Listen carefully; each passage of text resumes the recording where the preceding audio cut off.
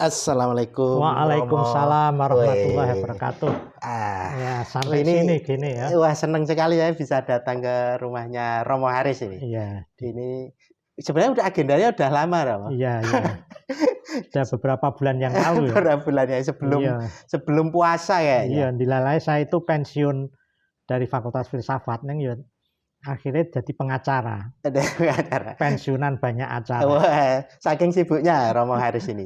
Oke teman-teman wedangers semua. Jadi audiennya namanya wedangers Romo. Oh gitu. Karena mampir wedangan jadi wedangers. Tapi sayang ini nggak ada wedang. Wah ini wedang ini udah ada jauh wedang ini. Iki banyu. Ini pertama kali di luar warung halaman, ininya apa jadi ngambil gambarnya. Dan nanti beberapa waktu ke depan juga akan ada beberapa yang di luar. Iya, terima kasih. Saya malah tidak usah kemana-mana. Ya. Jadi ini udah janjian sama Romo Haris ini karena sibuk. Tadi juga ada acara nggak? Iya, ada acara tematiknya penanggulangan radikalisme ekstremisme yang mengarah pada terorisme. Yang menyelenggarakan kantor Kesbangpol DIY. Oh gitu. Jadi Romo Haris ini apa ya, banyak nama di ini. Jadi apa, tokoh budaya, akademisi, lalu apa lagi? Banyak sekali ininya. Apa nama di lain apa julukan lah ininya itu. Oke, Romo ini kita sebenarnya ngobrol-ngobrol santai. Tadi mampir wedangan itu dulu desain emang rata-rata teman-temannya gitu. Lalu ngobrol-ngobrol santai, pengalaman, ya kisah hidup dan beberapa mungkin pandangan atau apa ya opini yang digeluti. Jadi dia rata-rata punya apa ya pandangan soal apa yang dia geluti gitu kira-kira. Nah nanti mungkin ada opini atau pandangan dari Romo soal mungkin budaya atau yang lain lah kira-kira gitu. Nah Romo Haris ini kan terkenal sebagai tokoh Muhammadiyah juga ya. Sebagai tokoh Muhammadiyah, sebagai akademisi, lalu sebagai apa kalau di filsafat itu udah sesepuh karena generasi awal Fakultas Filsafat ya? Iya, saya sebetulnya kalau di Fakultas Filsafat bukan generasi awal betul. Bukan gitu. Saya angkatan kelima, jadi angkatan pertama itu kalau tidak salah angkatan 67. Oh, gitu. 67, terus itu angkatannya Pak Ali Mudofir. Oh, Pak Ali Mudofir yang katanya urutan pertama ya? Iya, urutan pertama dan sarjana pertama juga. Sarjana pertama ya. Saya angkatan 72. Oke. Jadi tahun kelima dari kan Fakultas Filsafat berdiri diresmikan 18 Agustus 1967. Oke, 67. Ya, jadi sekarang ulang tahun yang ke 56 kan kalau nggak salah. 56. Tadinya kalau di UGM itu pertama kali ada SPF. Fakultas Sastra, Pedagogik, Filsafat. Sastra kemudian menjadi Sasdaya, yang kemudian pada akhirnya menjadi FIB sekarang, Fakultas Ilmu Budaya. Pedagogik itu kemudian berkembang menjadi IKIP, Institut Keguruan Ilmu Pendidikan, ya. Dan kemudian sekarang UNY, Universitas Negeri Yogyakarta atau Universitas Ning Yoikip. Kemudian filsafat dibubarkan. Oh gitu. Iya, filsafat dibubarkan. Itu berarti tahun berapa ya? Itu sekitar tahun 54 atau 50. Oh, di kisaran 54-an ya? Iya, 50 dibubar. Kemudian dibentuk BPKKC. Badan Pengelola Kuliah-Kuliah Khusus yang mengkoordinasi agama, kemudian juga Pancasila dan sebagainya. Nah, baru kemudian dihidupkan kembali yaitu 18 Agustus 1967. Ya, menjadi Fakultas Filsafat itu pendirinya ya Pak Noto Negoro, Oke. Kemudian dibantu oleh dosen-dosen muda pada waktu itu, ada profesor yang sekarang almarhum Profesor Kunto Wibisono, kemudian Oh, Pak Sunoto almarhum, Pak Suyono Sumargono, Pak Murtono, yang para perintis itu malah justru tidak ada yang berpendidikan khusus filsafat. filsafat, kebanyakan dari Oh. Visipol. Oh, dulu dari Visipol Ya, kebanyakan. dari Fakultas Sospol. Nah, Ya, Pak Prof. Kunto, Notonegoro hukum. Pak Notonegoro hukum, Oke. Pak Murtono hukum, Oh, oke. ya, Pak Suyono, Pak Sunoto, Pak Kunto itu dari Sospol, kalau dulu Sospol, sosial dan politik. Jadi itu ceritanya. Oke, berarti saya juga sempat beruntung karena sempat ketemu Pak Ali Mudofir. Ya, ya. Kalau Pak Ali itu sempat diajar beliau.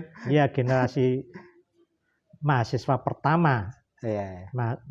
Bersama-sama dengan kalau tidak salah Pak Iwan Nusirwan. Oh, itu Pak Iwan Iya, angkatan pertama juga? Iya, angkatan pertama. Kalau Pak Damarjati? Pak Damarjati itu kalau tidak salah angkatan kedua.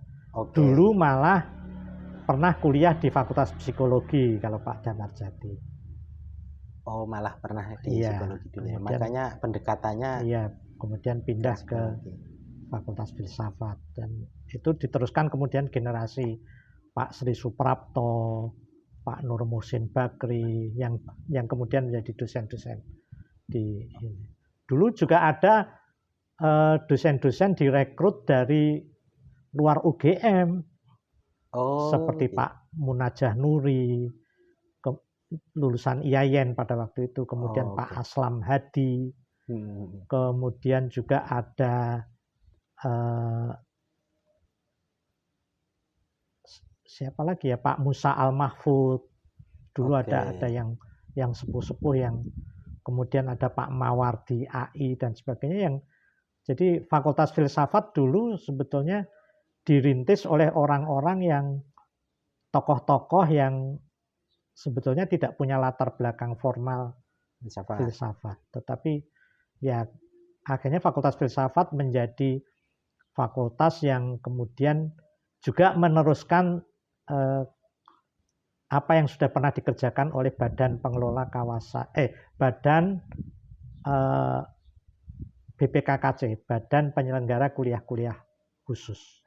Oke. Ya, seperti kemudian akhirnya kan kita tahu Pancasila, agama, kewarganegaraan itu kan dikoordinasikan di Fakultas Filsafat.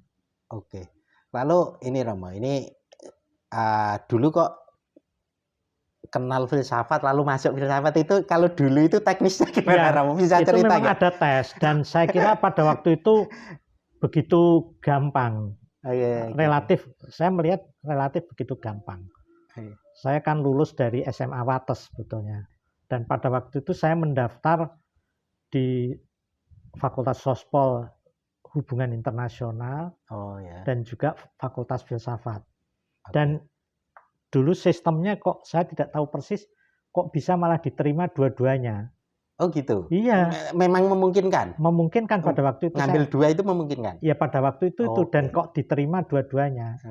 Tapi kemudian saya pikir, terus kemudian saya cari-cari informasi, ternyata Fakultas Filsafat mahasiswanya sedikit. Angkatan saya itu kalau tidak salah 25 orang. Itu termasuk yang masih ada dan juga masih aktif tuh Pak Halim Hadi. Satu angkatan? Satu angkatan Pak Halim Hadi. Seniman ya? Iya. Atau apa sebutannya Pak Halim Hadi? Lebih kepada ya mungkin budayawan atau networker. Ya, orang yang menyambung tali antar seniman budayawan. Nah, di atas kami ada Murtijono, ada Sri Suprapto, ada Suprapto Suryodarmo. Suprapto itu dekan dulu. Dekan, ya, dan belum lama ini meninggal. Teman-teman saya juga hampir separuh sudah meninggal, yang tinggal. Tapi masih terhubung ya, Romo? Maksudnya masih terhubung seangkatan itu? Oh, sudah jarang? Jarang. Yang masih terhubung ya paling Halim Hadi aja. Karena di grup ya? Iya, dulu pernah ada teman yang didikti Pak Abdul Muin angkat. Oke. Tapi ya sudah meninggal di tahun 2015 kalau tidak salah, sudah cukup lama. Nah, sebelumnya saya dengan dia ya cukup intens berhubungan karena beliau di Direktorat Jenderal Kelembagaan, Direktorat Jenderal Pendidikan Tinggi. Oke. Saya pada waktu itu di tahun 2003-2005 kan wakil dekan kemahasiswaan di Fakultas Filsafat. Nah, jadi sering berhubungan dan kemudian karena hubungan itu akhirnya saya juga dengan fasilitas dikti bisa mengikuti kegiatan-kegiatan dikti hampir ke seluruh Indonesia pada waktu. Oh ya, 2003 sampai 2005. 2005 saya wakil dekan kemahasiswaan. Pada waktu itu dekannya Profesor Suyadi. Oh iya, itu zaman saya kuliah aslinya. Iya. Tapi etok-etok lali. Tidak ketok tua. Berarti sudah 20 tahun yang lalu. Oh iya. Angkatan berapa? Saya 2001. Oh, 2001 ya wes. 2001. Jadi teman-teman juga sekarang ya masih terhubung, masih banyak lah. Beberapa masih ada di Jogja, beberapa udah di mana-mana. Nah, kalau dulu, tapi saya malah tertarik tadi kok dari SMA-nya Kulon Progo itu. Saya Wates. Ya Wates. Saya dulu, nah ini aib sebetulnya. Oh. Saya kan waktu itu kan sekolah di SMA Muhammadiyah 1.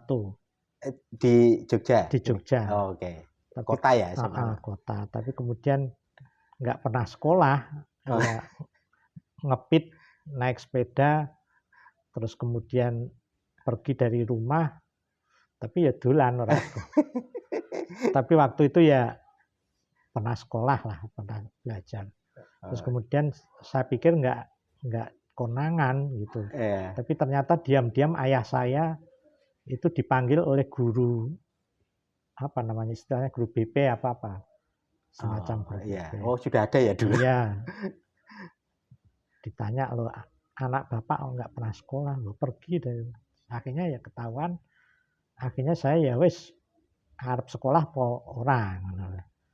Ditanting. Terus kebetulan ada tetangga di rumah ini juga, tapi masih kerabat. Jadi guru di SMA Wates. Oh. Akhirnya saya kelas 2 mulai sekolah lagi di SMA Negeri Wates Kulon Progo. Jadi akhirnya saya bisa dikatakan mengawali SMA di SMA Muhammadiyah 1, tetapi lulus sebagai alumni SMA Negeri Wates. Dan akhirnya saya dianggap sebagai orang Wates juga karena masuk anggota PWKP, Paguyuban Warga Kulon Progo. Oh gitu? Iya. Tapi ya itu sejarah bahwa aku ki mbiyen wis tahu SMA, aku wis tahu dalam tanda petik rada nakal, rada beling. Terus tak pikir-pikir loh, bocah nakal kok iso dadi dosen. Makanya saya kadang-kadang kalau ada mahasiswa nakal atau apa, aku mbiyen luwih nakal. Bisa memahami ya? Bisa. Ya itu mungkin positif. Positifnya walaupun ini juga saya tidak mau jejak saya itu diikuti oleh anak keturunan saya. Wis aku wae sing ngrasake. Wong pada waktu itu ya saya tidak tahu persis ya, mungkin remaja ya. Remaja yang mungkin lagi mencari identitas atau apa, jadi pergi ke sekolah tapi pamitnya ke sekolah tapi tidak ke sekolah gitu, semacam. Berarti dulu tinggal di tempat saudara atau dari sini ngelaju gitu? Ngelaju naik sepeda. Pada waktu itu di Ketanggungan daerah sekarang jadi Jalan Tendean. Berapa? Itu 1 jam nyampe Romo? Sampai Wates itu? Oh enggak, kalau di Muhinya. Oh enggak, ke kalau ke Watesnya saya kos. Oh, saya kos di rumahnya almarhum Pak Ruslan di daerah Kulon Alun-Alun. Alun-alun Wates, jadi di samping gereja Katolik. Namanya itu kalau tidak salah Kampung Tegalrejo, Wates. Oke. berarti cukup hafal ya Iya. daerah Kota Wates. Dan Kota Wates lama kan sekarang sudah jadi salah satu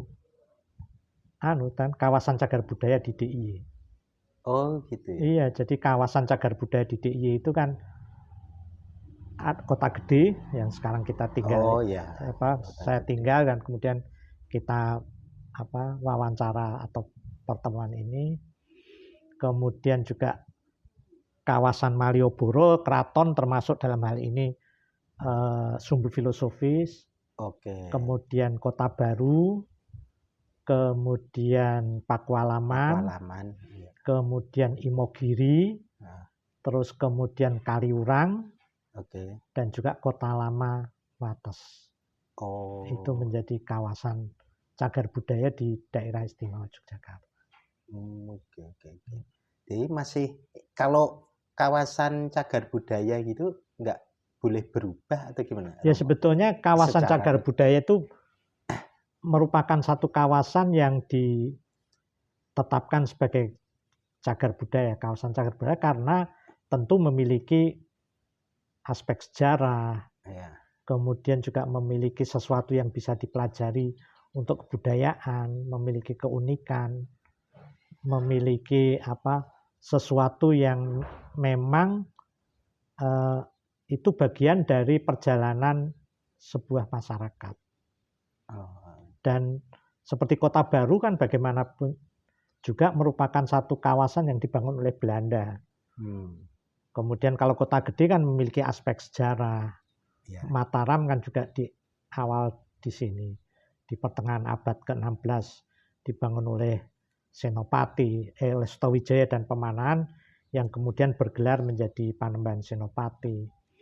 Kemudian walaupun Sultan Agung memindahkan ibu kota dari Kota Gede ke Kerto kemudian Pleret, tapi ini kan menjadi kawasan yang memiliki keunikan sejarah, memiliki catatan sejarah, memiliki keunikan lingkungan, arsitekturnya juga khas, kemudian juga ada gerakan-gerakan sosial di sini, dan kuliner, kerajinan. Yang terkenal ya perak itu ya? Iya, perak. Walaupun sebetulnya beberapa kerajinan juga tumbuh dan berkembang di sini. Nggak hanya perak? Nggak hanya perak, dulu ada tembaga. Kalau kita lihat seperti misalnya toponim Sayangan itu kan menunjukkan bahwa di masa lalu ada pengrajin tembaga. Kemudian kemasan. Dan kemudian ada meranggen. Meranggen itu kan dari kata meranggi, pembuat tempat untuk keris itu warongko. Ya. Banyak ini, jadi ada toponim-toponim yang nama-nama kampung yang menunjukkan bahwa di masa lalu Kota Gede juga tempat pengrajin. Ada Sayangan, ada kemasan, ada meranggen, kemudian banyak lagi. Ya, sebetulnya. Kalau Kota Baru kan kayaknya ada sedikit perubahan lah, dalam arti lebih modernnya kita ono titik-titik gitu. Iya, ya memang di masa lalu Kota Baru itu dibangun dengan mindset kota Belanda. Kota Belanda, dan yang bertempat tinggal di sana pada waktu itu ya tuan-tuan Belanda pada waktu itu. Dan sebenarnya Kota Baru itu juga dibangun ya, Jogja itu dinamikanya kan sebetulnya dinamika konflik antara kepentingan keraton dengan kepentingan kolonial pada waktu itu. Kalau kita lihat ketika keraton Jogja berdiri sebagai pusat tata kota, dan tata kota Jogja pada waktu itu kan dibangun dengan konsep tata kota catur gatra juga. Keraton sebagai pusat pemerintahan, kemudian alun-alun sebagai ruang publik, masjid sebagai ruang spiritual, pasar sebagai pusat perekonomian. Nah, ketika kota Jogja ini berdiri, yang itu ditandai dengan pindahnya Mangkubumi yang kemudian bergelar Hamengkubuwono I dari Ambar Ketawang ke kota itu 7 Oktober 1756. ya. Itu kan tidak lama kemudian keraton berdiri, Belanda kemudian membangun Gedung Agung yang sekarang dikenal sebagai Gedung Agung. Waktu itu rumah residen. Ketika Reksobayan sebagai markas tentara keraton ada, disaingi dengan dibangunnya Beteng Vredeburg oleh Belanda. Kepatian itu disaingi dengan Gedung Marlborough. Ketika seluruh kota ini beraktivitas, Belanda tiba-tiba kemudian membangun satu kota yang sangat khas Belanda, bahkan khas Eropa, yaitu yang disebut dengan Kota Baru. Kemudian dari pagelaran keraton sampai ke Tugu itu kan sebetulnya merupakan jalan lurus yang merupakan simbolisasi dari sebuah perjalanan spiritual, konsentrasi, ya kan? Alun-alun, ruang terbuka, Pangurahan sebagai lambang kekosongan, kemudian melalui jalan Margomulyo, jalan kemuliaan, Malioboro jalan kebajikan, Margotomo jalan keutamaan, sampai ke Tugu Golonggiling. Itu harusnya konsentrasi Ngarso Dalem ke Tugu itu tidak terhalang.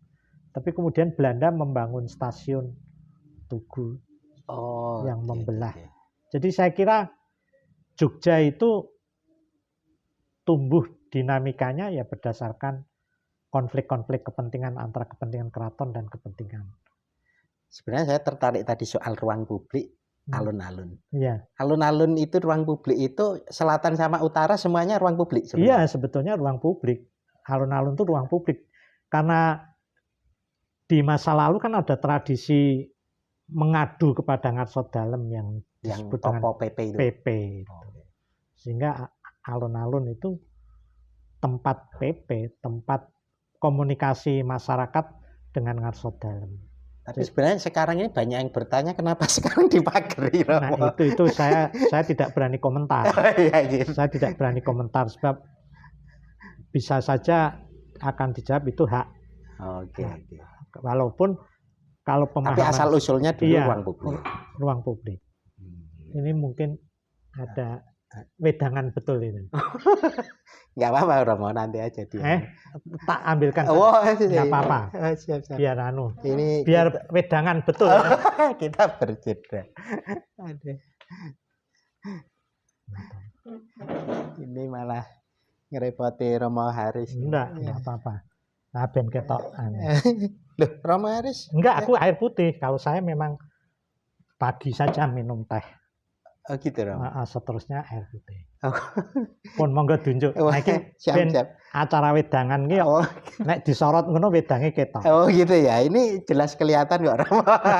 Oke ya ini ya, Romo. Jadi tapi akhirnya dengan dinamika, saya teruskan ya, dengan dinamika konflik itu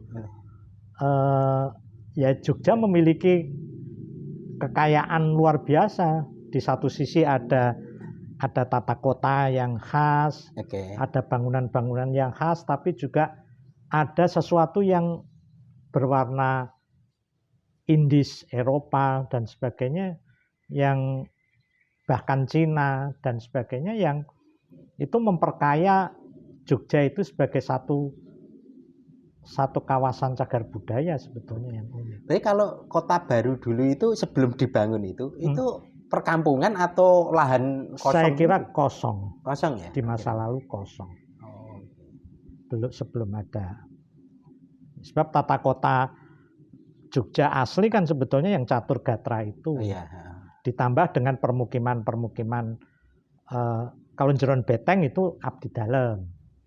Diisi keluarga keraton dan juga para abdi dalem.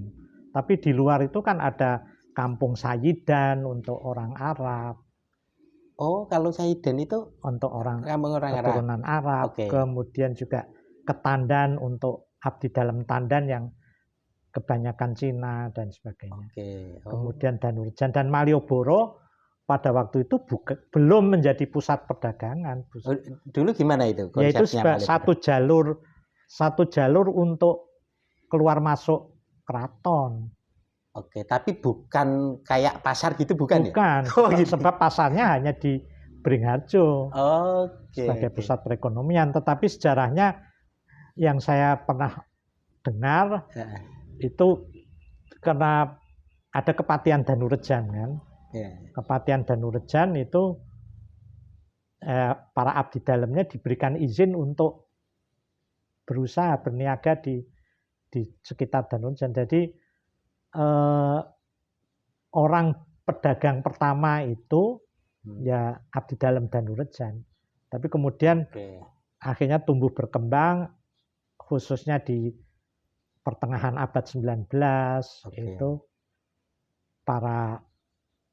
malah saya dengar orang Kota Gede yang paling pertama kali pribumi berdagang di kawasan Malioboro. Yang di situ itu. Makanya sampai sekarang toko-toko pribumi itu kan kebanyakan keturunan orang Kota Gede.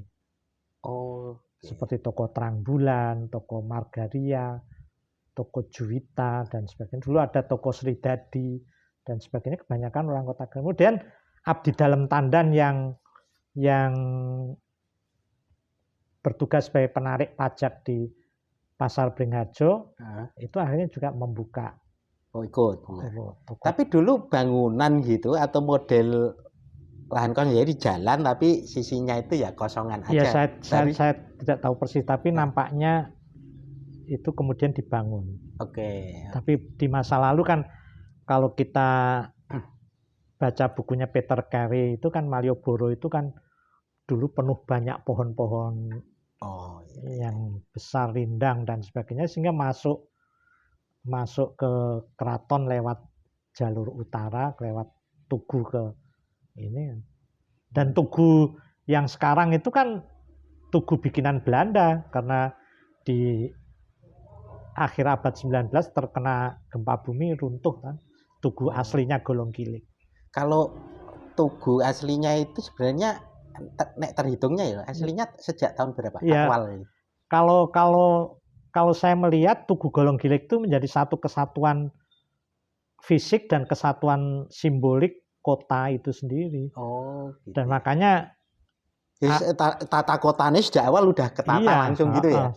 Dan itu menunjukkan bahwa Pangeran Mangkubumi yang kemudian bergelar Sultan Hamengkubuwono pertama merupakan satu sosok yang memahami tata ruang fisik, tetapi juga secara simbolik bisa menerjemahkan itu sebagai satu perjalanan kehidupan. Makanya sumbu filosofis itu dari Panggung Krapyak, kemudian jalan ke utara ada yang dulu namanya Kampung Mijil, kemudian masuk ke alun-alun kidul, keraton, kemudian alun-alun, kemudian Pangurahan, Margomulyo, Malioboro, Margotomo, Tugu Golongkilik kan sebetulnya merupakan satu perjalanan kehidupan manusia dari pertemuan sperma dengan sel telur sampai kemudian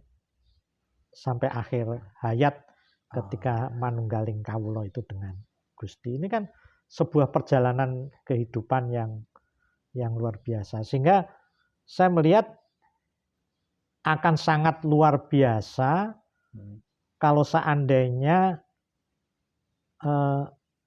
wisatawan ataupun pengunjung itu yang sekarang menjadikan Malioboro sebagai ikon wisata, destinasi wisata.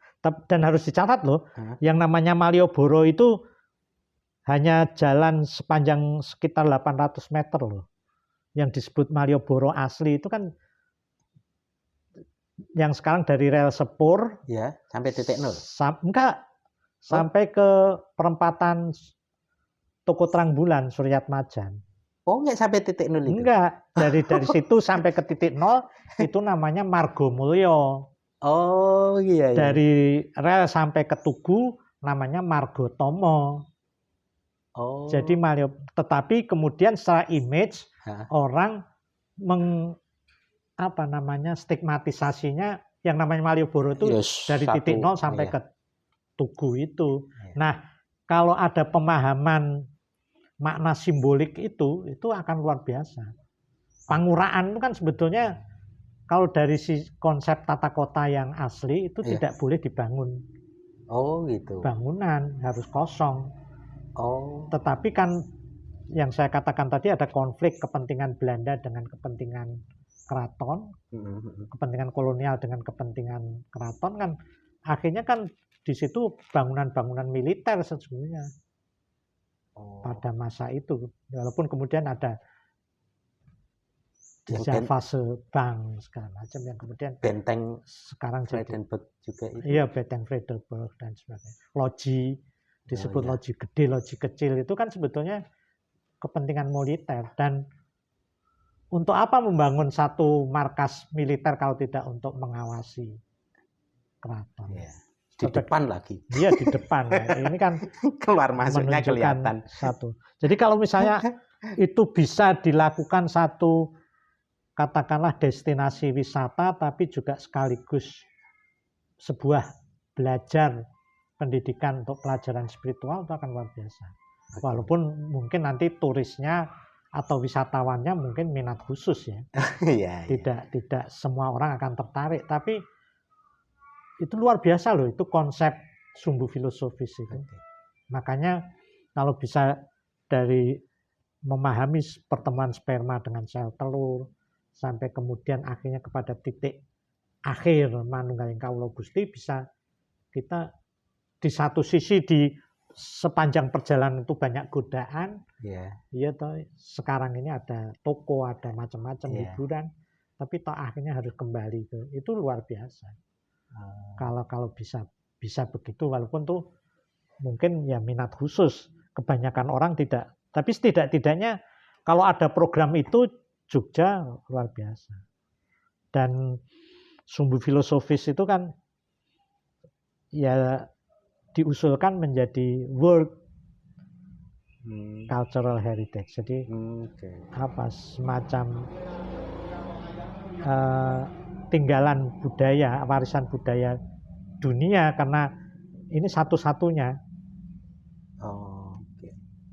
tata kota yang secara fisik nampak, tetapi di balik itu ada nilai kehidupan. Mungkin itu ya difasilitasi kayak semacam dinas kebudayaan. Iya, itu harus, itu pasti. Dan saya kira upaya untuk pengusulan ke UNESCO menjadikan sumbu filosofis itu menjadi World Cultural Heritage, saya kira juga salah satu bukti ada upaya itu. Iya. Sudah dilakukan. Sudah.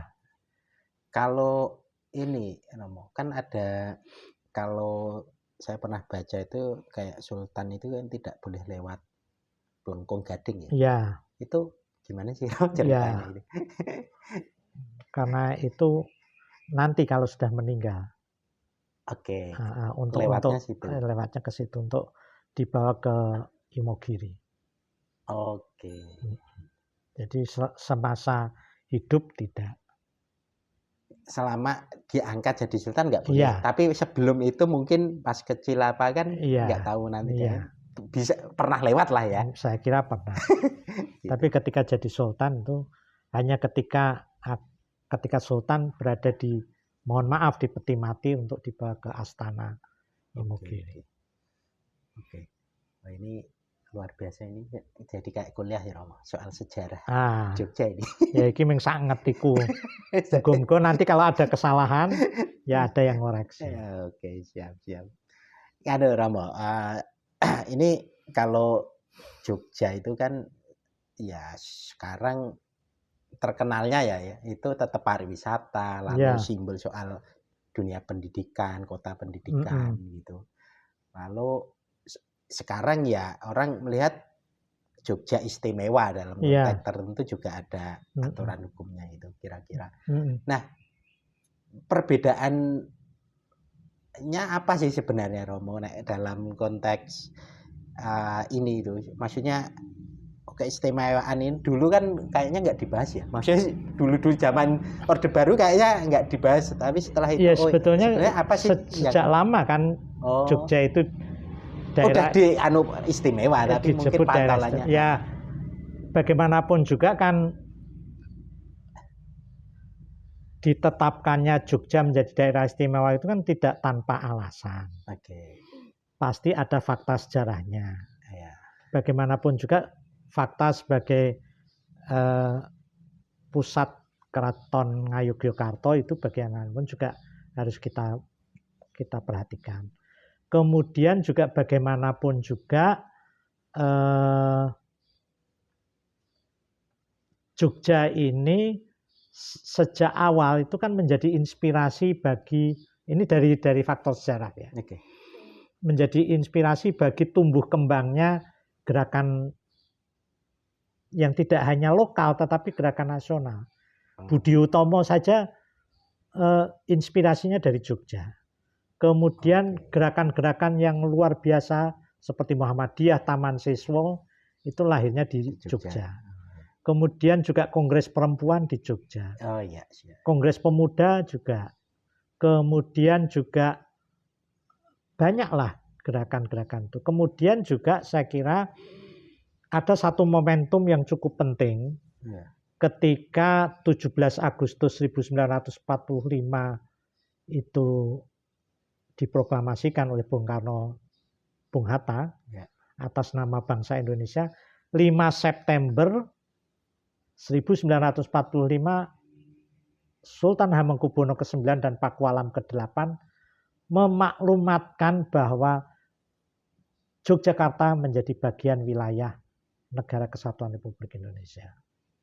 Oh, oke. Istilahnya langsung lah, nggak lama gitu. Nggak lama, jadi hanya 20 hari. Iya. Ya, 18 hari mungkin ya, sekitar 18 hari. Dan kemudian juga sebetulnya Undang-Undang Dasar 45 sendiri, saya lupa pasal dan bab ayatnya, kan juga sebetulnya memungkinkan di Negara Kesatuan Republik Indonesia itu ada daerah-daerah yang dihormati karena kekhasannya, kekhususannya, dan juga nah itu kemudian diperkuat dengan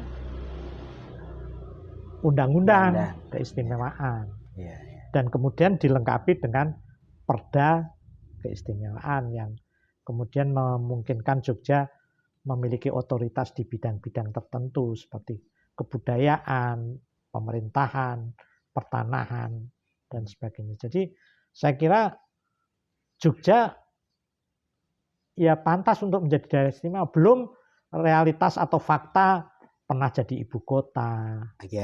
Kemudian juga ketika Republik Muda, keraton dan masyarakat Jogja juga membantu. Ya mohon maaf tidak hanya dukungan politik tapi juga dukungan pendanaan.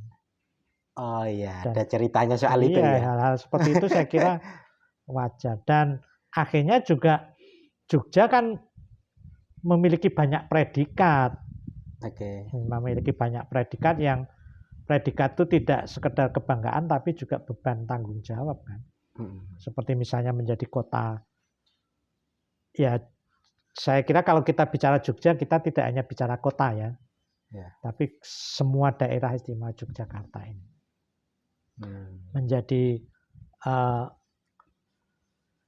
orang bilang miniatur Indonesia karena banyaknya pelajar datang ke sini dari berbagai wilayah, kemudian memiliki latar belakang budaya yang cukup kuat.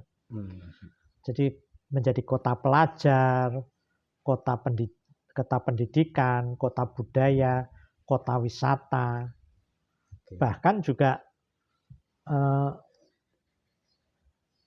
sekarang ini muncul bukan predikat tapi tambahan-tambahan yang memperkuat keistimewaan ini. Orang mungkin bicara tentang angka-angka kemiskinan ya di daerah istimewa Yogyakarta, tetapi juga di sisi lain tingkat harapan hidup termasuk tinggi. Kan itu indikator kesejahteraan. Terus kemudian kematian bayi rendah. Kemudian juga pernah dalam satu saat itu indeks kebahagiaannya juga cukup tinggi. Berarti orang mengatakan ini paradoks. Iya kan? dinaikke melarat tapi kok dengan UMR yang tapi kok termasuk ada indikator kesejahteraan, berarti ada sesuatu yang bagi orang lain itu masalah, wong Yojo wis rumangsa cukup, merasa cukup dengan apa yang dan kalau sudah merasa cukup itu kan berarti wong Yojo iki sakjane wis kemput uripe. Arep ngopo meneh. Konsep itu, Jawanya keluar ya. Nah, konsep bersyukur dan saya kira itu sesuatu yang tidak bisa diukur dengan angka-angka. Ini yang barangkali harus ya statistik itu mungkin perlu kita evaluasi. Bukan berarti kemudian kita tidak percaya pada data statistik dan kemudian kita juga melakukan pembenaran bahwa yang penting kan bahagia misalnya itu. Randidit bahagia. Ya wes kowe randidit terus wae ben bahagia terus ya. Bukan begitu. Ya tetap kemiskinan harus kita angkat. Itu kayak ini mangan penting ngumpul itu ya. Konsep ya, dulu itu ya, pernah. Semuanya itu harus diinterpretasi secara positif. Saya kira memang ada hal-hal yang tidak bisa diukur dan angka. Ini hal-hal yang mungkin penting untuk kita. Oke. Tadi Romo sempat menyinggung soal Muhammadiyah muncul atau lahir di Yogyakarta dan Romo Haris ini saya kira sangat berkaitan lah dengan Muhammadiyah dari konteks leluhurnya juga berkaitan dengan itu. Mungkin bisa cerita Romo soal itu juga lah. Ya jane ora pate. Tapi gini. Kira-kira gimana ini? Ini pengamatane wong awam ya. Iya. Ya. Saya kira Muhammadiyah itu kan bagaimanapun juga kan dilahirkan oleh Kiai Haji Ahmad Dahlan. Iya. Yang masa mudanya namanya Darwis ya. Terus bagaimanapun juga Kiai Dahlan itu kan Ketip Amin, Ketip Anom. Gimana Ketip Anom? Ketip Anom itu wakil penghulu keraton. Oke. Ya, wakil. Jadi beliau abdi dalam keraton juga. Jadi, dia melihat bahwa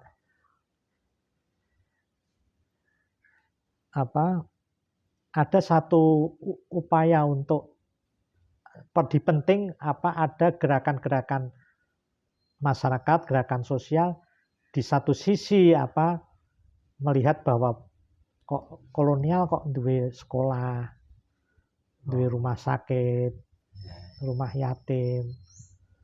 Ya kan? Makanya kemudian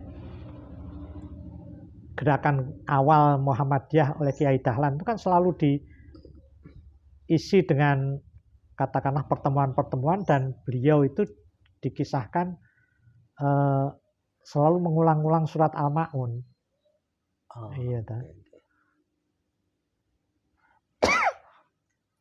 Ara'aita ladzi yukadzibu bid-din fadzalika ladzi yad'ul yatim wala yahuddu 'ala ta'amil miskin wa wailul lil musallin alladzina hum an sholatihim sahun alladzina hum yura'una wa yamna'una ma'hum.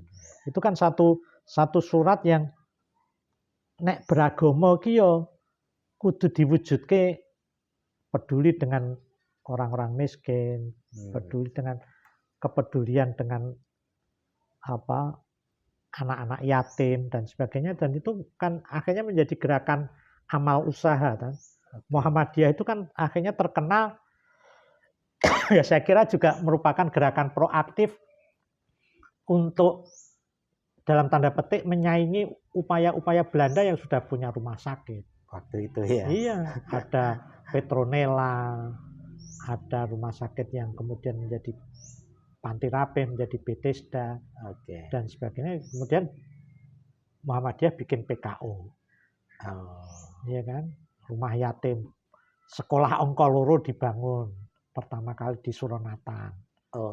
Jadi gerakan. Kemudian juga melihat ada praktek-praktek di keraton yang menurut kacamata agama kurang tepat. Makanya Muhammadiyah juga terkenal dengan gerakan anti TBC. Takhayul bid'ah khurafat. Nah itu saya kira konteks lingkungan itu juga mempengaruhi. Tapi pada akhirnya kita harus akui bahwa gerakan Muhammadiyah itu tumbuh berkembang sebagai satu gerakan yang modern, Islam modern yang kemudian sangat berpengaruh. Dan untuk saat sekarang, konon katanya organisasi Islam terkaya di Indonesia bahkan di dunia itu ya Muhammadiyah. Itu sudah berapa puluh atau ratus rumah sakit, sekolah. Iya. Sekolah mungkin udah sangat ratusan lebih. Iya, rumah sakit saya kurang tahu. Universitas. Saya tidak tahu persis datanya, tapi kalau NU kan lahir di Jombang, ya, di Jawa Timur yang konon katanya pada waktu itu ya tempat Bromo Corah, tempat preman, bahkan dekat pelacuran, sehingga adaptasi dengan masyarakatnya, sehingga nampaknya walaupun satu guru satu ilmu antara Kiai Haji Ahmad Dahlan dan Kiai Haji Hasyim Asy'ari itu pendekatannya beda karena lingkungan yang berbeda. Saya kira itu. Itu tuh. Ini Romo, jadi itu karena berkaitan juga ya, saya sempat baca dikit, jadi lahirnya Muhammadiyah hubungannya dengan kota gede, itu dari istilah tadi kan sempat disinggung istilahnya apa, juragan atau pebisnisnya itu kan di kota gede, dan betul. Itu mensupport juga Muhammadiyah. Memang gitu. Pada waktu awal begitu. Malah saya dengar ya kakek saya itu juga semacam donor pertama dari Muhammadiyah awal. Karena berarti satu angkatan. Iya, sebab saya tidak tahu persis, mungkin ada hubungan kekerabatan juga. Sebab nenek perempuan saya kan sebetulnya juga orang Kauman. Jadi hubungan. Dan kemudian juga ketika sekolah Ongkoloro berdiri di Suronatan kan kemudian diteruskan ada sekolah Ongkoloro, jadi di Kota Gede di Prenggan. Sekolah Ongkoloro itu kan dulu merupakan sekolah untuk kaum pribumi, hanya 2 tahun, yang penting ora buta huruf. Itu konsep sekolah Ongkoloro yang kemudian dikembangkan menjadi folk school, sekolah rakyat yang 6 tahun. Makanya SD di masa sebelum tahun 60-an kan disebut SR, sekolah rakyat. Itu konsep Belanda. Dulu Belanda ya ada SR, ada folk school, ada Europese Lager School yang boleh sekolah hanya orang-orang Hindu dan para bangsawan. Ya itu kalau tidak salah malah 7 tahun itu. Gitu. Folk school itu 6 tahun. Yang kemudian diadopsi menjadi sekolah rakyat dan kemudian menjadi sekolah dasar.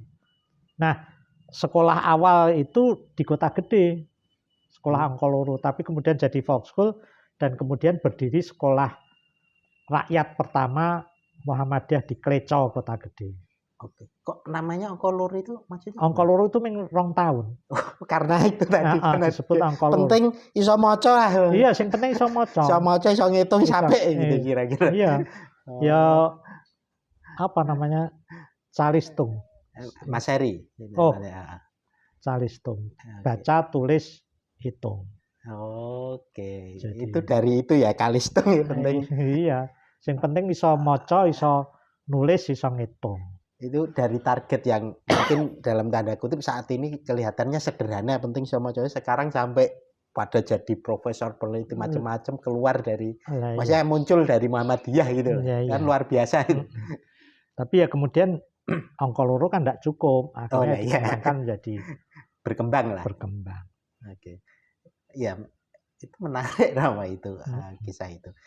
Jadi kalau ya itu kenapa mau tidak mau dalam konteks keterikatan secara emosi pun gitu, kira-kira Romo Haris ini ya sangat Muhammadiyah lah kira-kira gitu. Iya mungkin. Ya mungkin. Ya karena beliau memang salah satu tokoh Muhammadiyah gitu. Ya jadi ora tokoh. Tokoh kan ya salah satu tokoh. Untul. Nah, Karena saya lewat di rumah Romo ini kan lewat di makamnya Kiai Haji apa Amin Abdul Karim Muzakir. Abdul Kahar Muzakir. Kahar Muzakir gitu. Iya. Dan beliau itu bukan salah satu, memang pendirinya UI, kampus UI ya. Pendiri UI dan pahlawan nasional. Iya. Beliau anggota BPUPKI. Oke. Yang kemudian menjadi salah satu dari panitia 9 yang merancang Piagam Jakarta 22 Juni 45, yang kemudian 18 Agustus Piagam Jakarta itu dengan perubahan tertentu menjadi pembukaan Undang-Undang Dasar. Perubahannya itu hukum dasar menjadi Undang-Undang Dasar, itu atas usulan Mr. Supomo. Kemudian ketuhanan dengan menjalankan syariat Islam bagi para pemeluknya menjadi ketuhanan yang Maha Esa. Itu usulan dari Ki Bagus Hadikusumo. Dari Ki Bagus bukan anggota panitia 9 ya. Nanti kita lihat panitia 9 itu siapa saja. Salah satunya ya Abdul Karim Muzakir itu. Nah, ini pembukaan Undang-Undang Dasar 45 itu kalau dalam bahasa hukum kan menjadi stat fundamental norm. Jadi satu dasar yang menjadi alasan eksistensi negara, yang tidak bisa diubah oleh apapun dan tidak bisa diubah oleh siapapun kecuali mengubah negara. Jadi pembukaan Undang-Undang Dasar itu kan meliputi tugas pemerintah seperti mencerdaskan kehidupan bangsa, mensejahterakan kehidupan bangsa, melindungi segenap bangsa, menjaga ketertiban dunia, kemudian juga berdasar apa yang kita kenal sebagai Pancasila itu. Negara berdasar ketuhanan yang Maha Esa, kemanusiaan yang adil dan beradab, persatuan Indonesia, kerakyatan yang dipimpin oleh hikmah kebijaksanaan permusyawaratan dan perwakilan, tujuannya keadilan sosial bagi seluruh rakyat Indonesia. Jadi itu nggak bisa diubah oleh siapapun. Jadi, nah Abdul Karim Muzakir itu salah satu perumus perancang dari 9 orang itu. Ada Bung Karno, ada Bung Hatta, ada Wahid Hasyim, ada Abdul Karim Muzakir, ada Agus Salim, kemudian ada Maramis dan ini, dan ya itu bisa dikatakan ya founding fathers. Makanya jadi, nah kalau dari keluarga ya Abdul Kahar Muzakir itu ibunya namanya Khotijah. Khotijah itu adiknya mbah kakek saya, Muhsin. Tapi Khotijah menikah dengan Muzakir. Muzakir itu kakaknya Munawir yang mendirikan Pondok Krapia. Gitu. Nah, lahir NU itu. NU. Jadi NU keturunannya ada keturunan orang NU menjadi tokoh Muhammadiyah. Tetapi Abdul Kahar Muzakir itu sendiri menikah dengan adik kandung ayah saya. Jadi ya sebetulnya hubungannya ya paman. Sebutannya paman ya? Iya, paman. Sebab selain sepupu ayah saya, adik sepupu ayah saya, karena Mbah Muhsin, kakek saya, dengan Mbah Khotijah itu kakak beradik. Tapi kemudian Lek Dul Kahar, saya menyebut Lek Dul Kahar itu sendiri, menikah dengan bibi saya. Jadi menikah dengan itu dulu istilahnya pas mendirikan UI itu berarti sudah sering berinteraksi. Iya, ya sebetulnya kalau tidak salah sekolah tinggi Islam itu didirikan di Jakarta. Didirikan di Jakarta bersama-sama dengan Bung Hatta dan sebagainya. Terus kemudian tapi karena ketika ibu kota pindah ke Jogja di tahun 46 itu ya UI akhirnya juga menjadi Universitas Islam Indonesia. Itu ada Hatta yang mendirikan, ada Kasmat Bawinangun, ada Abdul Karim Muzakir dan sebagainya. Dan dulu daerah sini dekat-dekat ring road lah, maksudnya dalam ring road kayak Tamsis itu hukum. Iya, dulu kantor pertama di Jalan Cik Ditiro. Malah Jalan Cik Ditiro.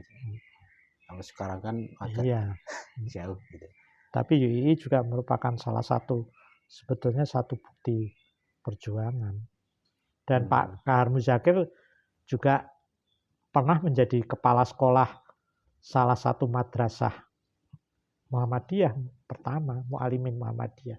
Oh, Jadi lebih bergerak di bidang pendidikan.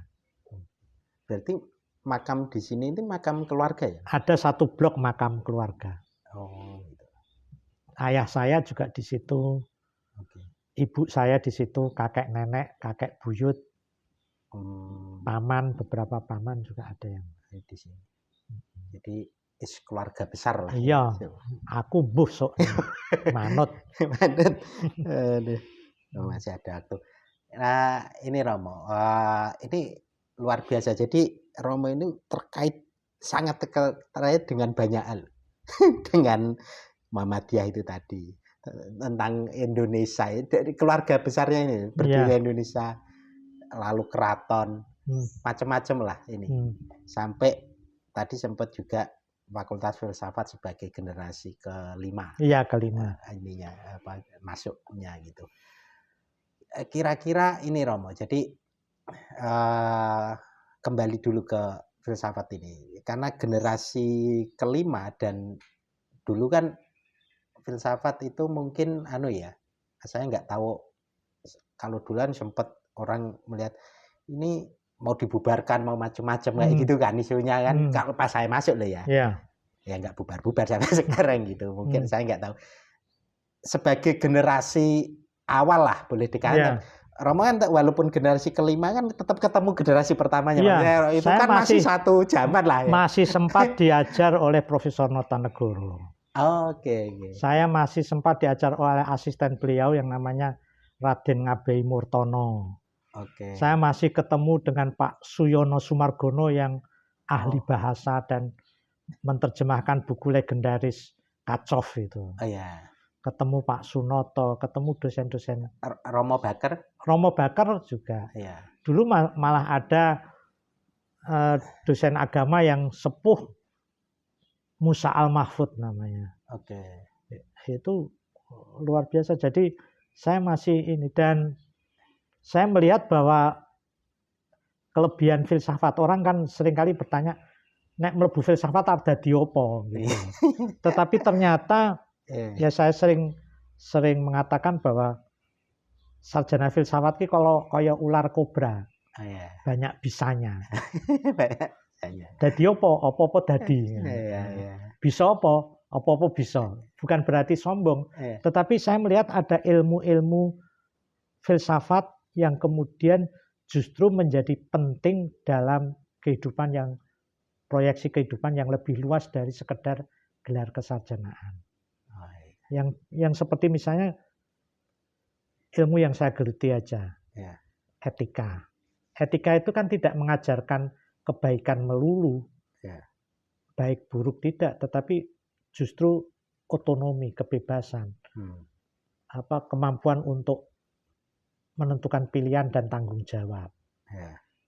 Terus kemudian ada logika, berpikir secara runtut, iya kan? Kemudian kita juga diajari apa yang disebut dengan epistemologi. Kita ada metode yang sangat luar biasa yang sadar atau tidak sadar mempengaruhi pelajar filsafat, yaitu radikal dalam pengertian denotatif positif, yaitu mencari akar masalah, sampai ke akarnya, bukan radikal dalam pengertian negatif.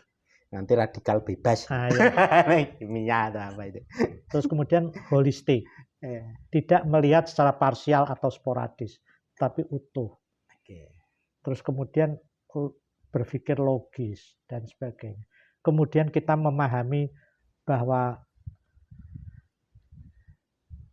kalau misalnya kita belajar tokoh, itu jangan hanya melihat tokoh itu sebagai, pandangan tokoh itu sebagai satu barang jadi, tetapi harus kita lihat koherensi internalnya, koherensi historisnya. Jadi prosesnya bisa kita tahu persis bahwa kita tidak bisa mengatakan orang itu baik atau buruk tanpa kita memahami historis maupun lingkungan yang mempengaruhinya.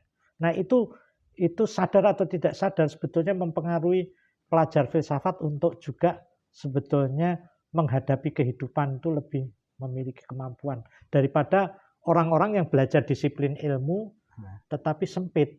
Oke. Nah inilah yang akhirnya ternyata lulusan filsafat malah iso dadi opo-opo. Wong ora dadi opo-opo wae iso kok. Iya kan? Dan dia tenang, biasa aja. Tapi sekarang terbukti nggak ada beban. Nggak ada beban. Ada yang jadi direktur BUMN. Ya, salah satu contoh misalnya Rifan Purwantono. Sekarang malah ada yang jadi wakil menteri. Nesar. Kemudian yang di perbankan itu banyak. Yang jurnalis tidak kehitung. Yang jadi dosen ya sangat banyak. Sangat banyak dan ya mereka memiliki satu kemampuan yang membantu, tidak hanya kemampuan kognitif. Sebab sukses atau tidaknya orang itu kan sebetulnya tidak hanya gelar kesarjanaan atau aspek kognisinya, tetapi yang jauh lebih penting kan afeksi, karakter. Nah, sadar atau tidak sadar karakter pelajar filsafat yang kemudian menjadi sarjana filsafat itu dipengaruhi oleh ilmu-ilmu. Nah ini makanya sing jenenge guru itu ternyata tidak boleh kita katakan bekas guru atau mantan guruku, bukan, tetap guru.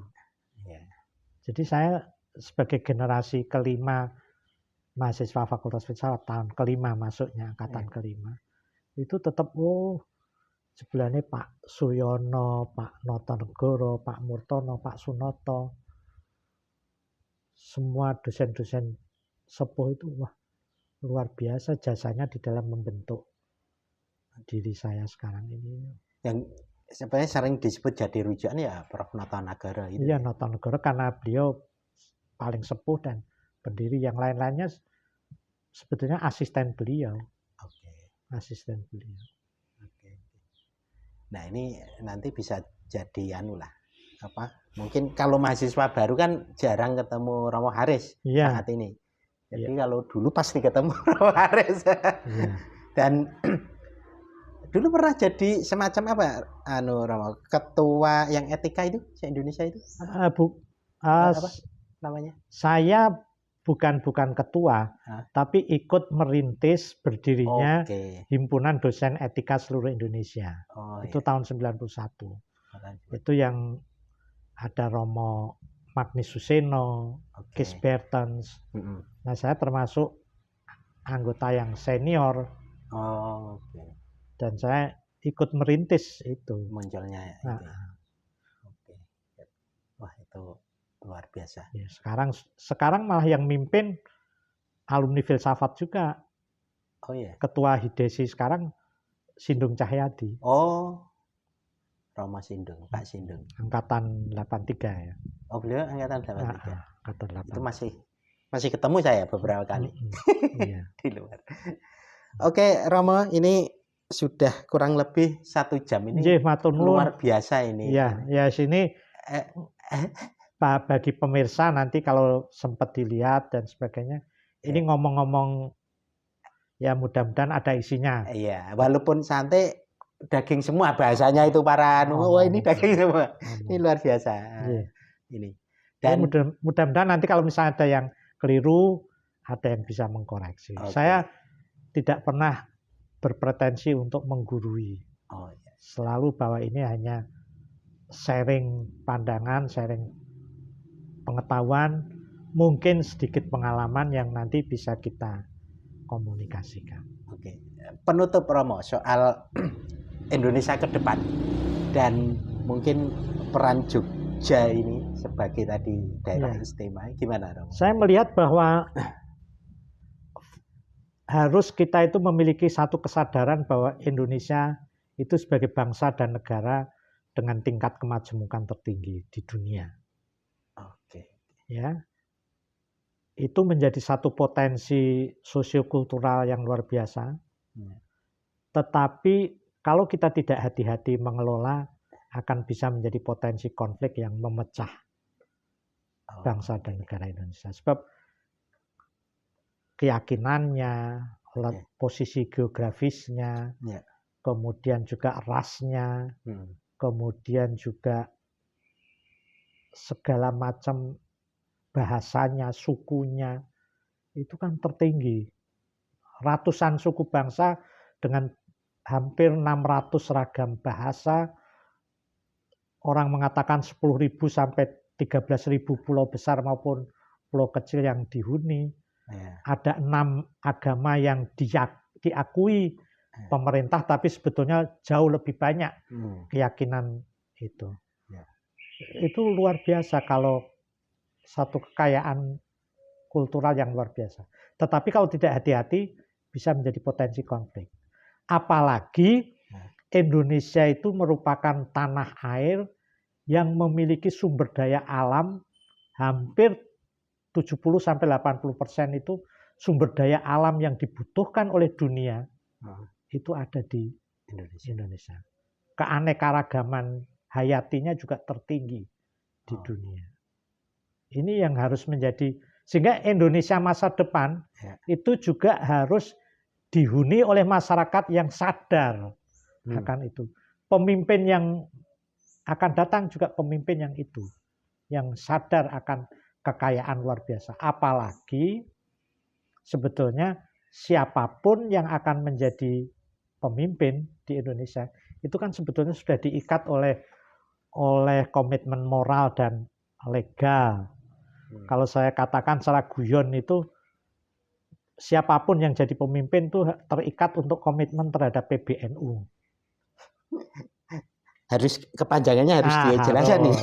PBNU itu adalah tetap mempertahankan ideologi Pancasila, P-nya, spiritnya Bhinneka Tunggal Ika karena kemajemukan tadi.